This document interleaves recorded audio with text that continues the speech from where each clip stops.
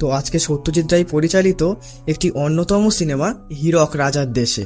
গল্পটি গুপি গাইন ও বাঘা বাইন গল্পের সিকুয়াল। তো গল্পটি চ্যানেলেই আছে, আমি ডেসক্রিপশন বক্স অথবা প্রথম কমেন্টের লিংক দিয়ে দেবো। তাও সবার সুবিধার্থে গল্পটি 2 লাইনে বলে দেয়। গুপি ও বাঘা গান বাজনা করতে ভালোবাসে, কিন্তু তাদের গান বাজনা বেসুরো হওয়ায় তাদেরকে গ্রাম থেকে বার করে দেওয়া হয় এবং তারা দুঃখে জঙ্গলে চলে আসে এবং সেখানে বাঘের ভয়ে তারা গান বাজনা করতে থাকে। আর সেই গান শুনে ভূতের রাজার আবির্ভাব ঘটে এবং তাদের গানে খুশি হয়ে তাদেরকে 3টে বর দেয়, যে তারা দুজনার হাতে তালি মেরে যখন যা চাইবে খেতে পারবে। আর 2 জোড়া জুতো দেয়, যেটা পরলে তারা যে জায়গা বা দেশের নাম করবে সেখানেই অনায়াসেই যেতে পারবে। আর তাদের গান শুনে সবাই মোহিত হয়ে থাকবে। তো এরপরে গুপি আর বাঘা 2 ভাই অর্থাৎ হল্লা রাজ্য ও শুন্ডি রাজ্যের মধ্যকার যুদ্ধ থামিয়ে দেয় বা তাদের ভাইয়ের ঝগড়া নিষ্পত্তি করে দেয় এবং 2 রাজ্যের 2 রাজকুমারীকে তারা বিয়ে করে এবং তারা সেখানেই আরামায়েশে থেকে যায়। তারপর তো গুপি আর বাঘা রাজকন্যাদের বিয়ে করার পরে তারা রাজ্যেই থেকে যায়। তা আজ 10টা বছর কেটে গেছে। তাদের এখানে শুয়ে বসে থাকতে থাকতে আর ভালো লাগছে না। তাদের সেই ভূতের রাজার দেওয়া জুতোতেও ধুলো আর মাকড়সার জালে জর্জরিত। তারা ঠিক করে যে আবার তারা একটু দেশ বিদেশ ঘুরে দেখবে। তো এমন সময় রাজা এসে বলে যে হীরক রাজ্য থেকে তার নিমন্ত্রণ এসছে, কিন্তু এখন তার বয়স হয়েছে, সে যেতে পারবে না। তাই সে চাই তার 2 জামাই গুপি আর বাঘা সেখানে যায়। তো গুপি বাঘা এক কথাতেই রাজি হয়ে যায়, কারণ তারা নিজেরাই এতক্ষণ ঘোরার প্ল্যান করছিল। তো রাজামশাই বলেন যে হীরক রাজা চেয়েছে তোমরা ওখানে গিয়ে রাজাকে একটু গান বাজনা করে শোনাবে। গুপি বাঘা বলে হ্যাঁ অবশ্যই শোনাবো।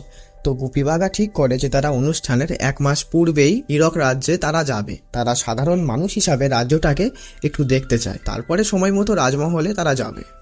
আর এইদিকে হীরক রাজ্য দেখতে পায় হীরক রাজা খুবই দুষ্টু, সে অত্যন্তই অত্যাচারী। তার রাজ্যের শ্রমিক, ক্ষেত মজুর কারুর প্রতি তার মায়া দয়া নেই। সে শুধুই নিজের অর্থভাণ্ডার গোছানোর তাগিদে সবার উপরে অত্যাচার ও ব্যবহার করে যায়। হীরক রাজার ভাণ্ডার এদিকে উপচে পড়ছে আর ওদিকে রাজ্যের প্রজাদের খাওয়া হয় না। তো রাজার এই অবিচারের বিরুদ্ধে যেই সাহস করে কথা তোলে, প্রতিবাদ জানায়, রুখে দাঁড়ায়, তাদের জন্য আছে স্পেশাল শাস্তি, হীরক রাজার বৈজ্ঞানিকের যন্তর মন্তর। এটি একটি মগজ ধোলাই করা যন্ত্র। এর মধ্যে একবার গেলেই সে হিপনোটাইজ হয়ে যায়। রাজার বলা বুলি পাখির মতো আওড়াতে থাকে। তার নিজের সমস্ত জ্ঞান বুদ্ধি সব লোপ পায়। আর হীরক রাজ্যের রাজসভায় যেসব মন্ত্রীগণ আছে তারা সবাই জানে রাজা কোনটা ভুল করছে কোনটা ঠিক করছে। তারপরেও তাদের পকেট ভর্তি হওয়ার কারণে তারা চুপ থাকে। রাজা যেটাই বলে সেটাই ঠিক। ঠিক কিনা? ঠিক। তো হীরক রাজা এটা বুঝতে পারে যে তারাই তার বিরুদ্ধে প্রতিবাদ তথা কথা তুলবে যাদের পেটে শিক্ষা আছে, জ্ঞান আছে। সেই জন্য সে রাজ্যের শিক্ষা ব্যবস্থাটাকেই একদম অকেজো করে রেখেছে। আর এটার বিরুদ্ধে রুখে দাঁড়ায় উদয়ন পণ্ডিত। সে বাচ্চাদেরকে ফ্রিতে পড়াশোনা শেখায়। তার ছোট্ট একটা পাঠশালা আছে। আর এই পাঠশালাটাকে উচ্ছেদ করার জন্য রাজা উঠে পড়ে লেগেছে, কারণ রাজা চায় না তার প্রজারা শিক্ষিত হোক, কারণ এতে তার গদি যাবে। তো হীরক রাজা কোনোভাবেই উদয়ন পণ্ডিতকে বাগে আনতে না পেরে একদিন তার বাড়িতে গিয়ে তার সমস্ত বই পুড়িয়ে দেয় এবং তার পাঠশালাটাও ভেঙে দেয় এবং উদয়ন পণ্ডিতকে একেবারে মেরে ফেলার জন্যই তার পিছনে 1 গাদা সৈন্য লাগিয়ে দেয়। উদয়ন পণ্ডিত কোনো রকমে সেখান থেকে পালিয়ে পাহাড়ের কোলের একটা গুহায় আশ্রয় নেয়। আর এদিকে গুপি আর বাঘা ছদ্মবেশে হীরক রাজ্য ঘুরছিল। আর কাকতালীয়ভাবে উদয়ন পণ্ডিতের সঙ্গে গুপি বাঘার দেখা হয়ে যায়। কিন্তু উদয়ন পণ্ডিত তাদেরকেই শত্রু ভাবে এবং সে তাদের ওপরেই আত্মরক্ষা হেতু আক্রমণ করতে আসে। কিন্তু গুপি বাঘা তাদের পরিচয় দিয়েও উদয়ন পণ্ডিতকে বিশ্বাস করাতে পারে না। তো তারপরে গুপি বাঘা তাদের ভূতের দেওয়া বরের শক্তি সম্পর্কে সবকিছুই বলে এবং তার সামনে করেও দেখায়। তারপরে উদয়ন পণ্ডিতের একটু ভরসা হয় এবং সে হীরক রাজার অত্যাচারের কথা সবকিছুই গুপি বাঘাকে ডিটেলে বলে। গুপি বাঘাও দেখে যে হীরক রাজা সত্যিই প্রজাদের সঙ্গে অবিচার করে চলেছে। রাজার উচিত শিক্ষা হওয়া প্রয়োজন। তাই তারাও উদয়ন পণ্ডিতের সঙ্গে হাত মেলায় এবং রাজাকে উচিত শিক্ষা দেবে বলে ঠিক করে।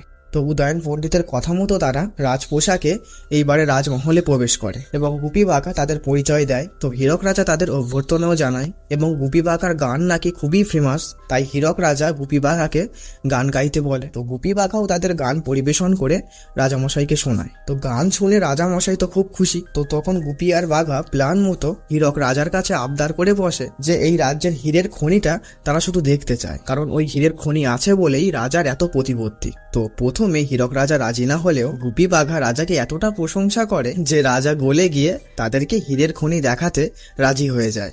আসলে গুপি বাঘার রাজার হীরার খনি দেখতে যাওয়ার এই বুদ্ধিটা উদয়ন পণ্ডিতের পরিকল্পনার একটি অংশ, যে গুপি বাঘা রাজার সঙ্গে সেখানে গেলেই বুঝতে পারবে সে তাদেরকে কেন এই হীরের খনিতে আসতে বলেছিল। এরপরে একদিন যখন গুপি বাঘা রাজার সঙ্গে ওই হীরের খনিতে যায়, তখন উদয়ন পণ্ডিত হীরের খনিতে কাজ করা শ্রমিক সেজে বাঘার জুতোর মধ্যে কৌশলে একটা নোট ঢুকিয়ে দেয়। সেই নোটে লেখা ছিল যে হীরক রাজার একটা বড় মূর্তি এই রাজ্যের মাঝখানে বসানো হবে এবং রাজ্যের সকল মানুষকে ওই মূর্তির সামনে মাথা নত করে থাকতে হবে, অর্থাৎ সেই মূর্তিকেই পুজো করতে হবে। আর সেই মূর্তি উদ্বোধনের আগের দিন রাতে উদয়ন পণ্ডিতের সঙ্গে জঙ্গলে তারা যেন দেখা করে, সে সংকেত পাঠালেই তারা যেন চলে আসে। এরপরে সেই মূর্তি উদ্বোধনের দিন রাত্রেবেলা উদয়ন পণ্ডিত যখন মশাল জ্বালিয়ে গুপি আর বাঘাকে সংকেত পাঠাচ্ছিল, তখন রাজার লোকজন তা দেখতে পেয়ে যায় এবং রাজার সৈন্য সমেত উদয়ন পণ্ডিতকে ধরতে চায়। আর এই ফাঁকে গুপি আর বাঘা রাজার রাজকোষ লুট করতে যায়, কিন্তু সেখানে এক মস্ত বাঘ। তো গুপি বাঘারা গান বাজনা করে রয়্যাল বেঙ্গল টাইগারকেও জব্দ করে ফেলে। তারপরে সৈন্যদেরকেও বশ করে রাজার রাজকোষ লুট করে তারা সেখান থেকে পালিয়ে আসে এবং পরবর্তীতে গুপি বাঘা সৈন্য সামন্ত সবাইকে ঘুষ দিয়ে তাদেরকে তার দলে টেনে নেয়। আর এইদিকে রাজা উদয়ন পণ্ডিতের সমস্ত ছাত্রদের ধরে আনে এবং তাদেরকে মগজ ধোলাইয়ের পরিকল্পনা করে, অর্থাৎ তার বৈজ্ঞানিকের তৈরি করা যন্তর মন্তর মেশিনের মধ্যে ঢুকিয়ে তাদের মগজ ধোলাই করে রাজার দলে টেনে নেবে, অর্থাৎ রাজা যা বলবে টিয়া পাখির মতো তারাও সেই বলি আওড়াতে থাকবে। তো বাচ্চাদের হাত মুখ বেঁধে যখন ওই যন্তর মন্ত্রে ঢোকানো হবে, ঠিক তখনই গুপি বাঘা তাদের জুতোর সাহায্যে সেখানে পৌঁছে যায় এবং সেখানে তারা গান গাইতে শুরু করে। আর যথারীতি বৈজ্ঞানিক থেকে রাজা সবাই গানে মোহিত হয়ে দাঁড়িয়ে থাকে। আর ঠিক এই ফাঁকে গুপি আর বাঘা যে সমস্ত সৈন্যদের আগে থাকতেই কিনে রেখেছিল, তারা রাজা সহ বৈজ্ঞানিক অর্থাৎ রাজ্যপাটের যারা যারা ছিল সবাইকেই তাদের তৈরি যন্তর মন্ত্র ওই মেশিনের মধ্যেই তাদেরকেই ঢুকিয়ে দেয় এবং রাজারই মগজ ধোলাই হয়ে যায়। এবং যে রাজা এতদিন সমস্ত প্রজাদেরকে বোকা বানিয়ে তাদের উপরে জুলুম খাটিয়ে তাদের উপরে অত্যাচার করছিল, আজকে সেই রাজাই তার নিজের তৈরি মূর্তিকেই নিজেই ভাঙছে এবং গ্রামবাসীর সঙ্গে হাতে হাত মিলিয়ে মূর্তির ওই দড়ি ধরে টানছে আর সবার সঙ্গে বলতে থাকে, দড়ি ধরে মারো টান, রাজা হবে খান খান। এবং এইভাবে সবাই মিলে মূর্তিটাকে ভেঙেই ফেলে আর হীরক রাজার সাম্রাজ্য ওখানেই ভেঙে গুড়িয়ে যায়। তো গল্পটি এখানেই শেষ হয়ে যায়। তো তোমাদের কেমন লাগলো অবশ্যই জানিও। তো আজকের মতো টাটা।